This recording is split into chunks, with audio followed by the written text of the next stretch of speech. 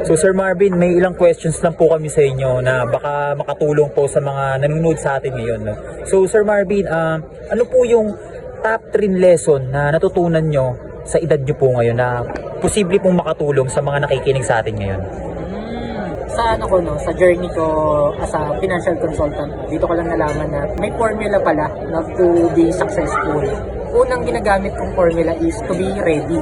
Ayan. So, paano ba maging ready? Siyempre, ano ba yung mga needs mo sa buhay? Ano ba yung mga gusto mong ma-achieve? Kung ano yung mga gusto mong meron ka. So, kailangan mo siyang i-prepare, ihanda, and then, pangalawa is, kailangan meron kang plano. Diba? Siyempre, gagawin mo siya, paano? Okay? So, bago mo gawin yung plano, kailangan achievable yung goal na gusto mo.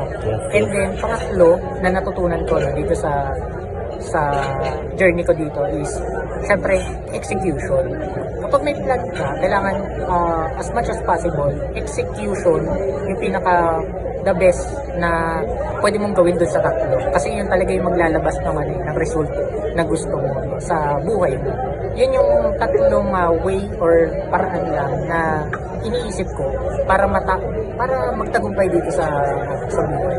Be ready, make a plan, and syempre to execute the plan.